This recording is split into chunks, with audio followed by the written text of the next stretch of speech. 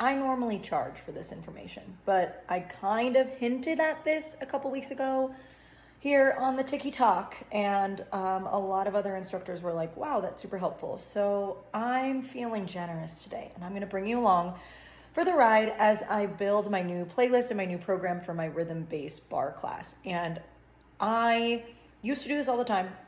I like very strategically choreograph so that when the beat drops, you're pulsing, you're getting like, I want it to feel really, really, really connected to the music. I don't like to do just background music. But since I've moved back to the US, I feel like a lot of the workouts here are very background music and people don't really care. And honestly, I was like, whatever, that makes my life easier. I got a little lazy for a while and I started to go that route too. But no, I'm done being lazy. I'm going back to what I believe makes a difference, even though it takes a lot longer to prepare.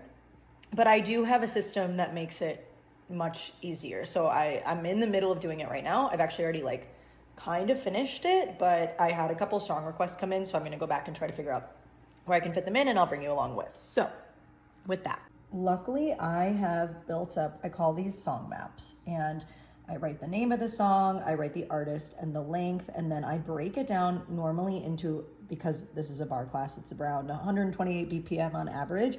It's about 15 seconds per every 4 counts of 8, give or take a little bit there, right?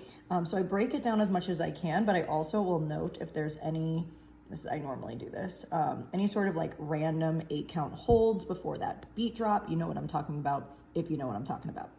So that I can really plan accordingly for whatever sort of like hold or reps that I want to put there. And then this one I haven't broken down yet, but this one I actually also went through and I highlighted like the most energetic portion of the song.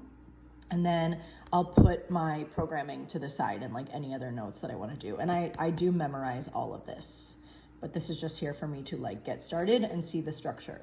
This is especially important for like, let's say here, I get into unilateral exercises. So I'm doing one side of right leg work, and then I'm gonna switch it over to the left side. And I need to find 2 songs that are approximately equal in length. So this one is 4 minutes, 5 seconds.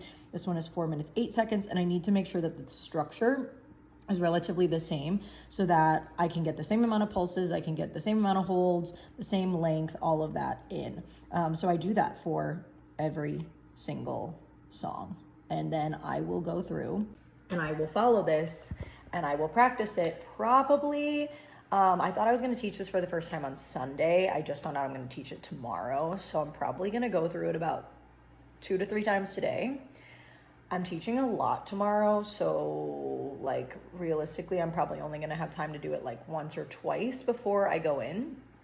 And of course, I'm adaptable. Like sometimes the room is not prepared for this. Sometimes the equipment is not available, whatever, blah, blah, blah. But once I do this, then I know the music and I can change things up on the fly because I have been doing this for 8 years now. So like I can be adaptable. I could also just like honestly throw it away and do the background music sort of vibe if I needed to. If I was like, okay, this plan is just like not working, then we can always resort to that if and when needed.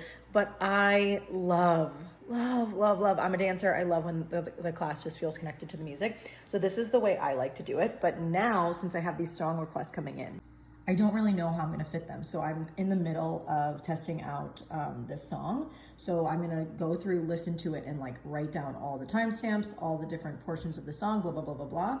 And then what I'm probably going to do is go back and like, okay, it's a 3 minute and 25 second song. So I'll probably go and see if I can switch it out for one of this like last lower body song because it's a similar length, and see if the program that I had worked for that, or like, yeah, maybe switch it into, this is one of my arm songs, switch it in there.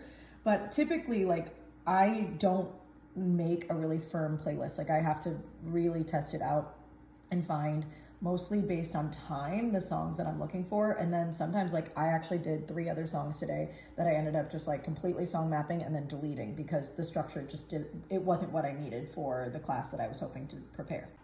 It's long, it's a little bit tedious, but I use this playlist for a full month and then I'll go and do it again. Maybe 3 weeks in, I'll change half of it, and then the next week I'll change the other half of it so that it's like a little bit more manageable for my brain. But I've been away for the last 5 weeks, so I need to like start completely fresh.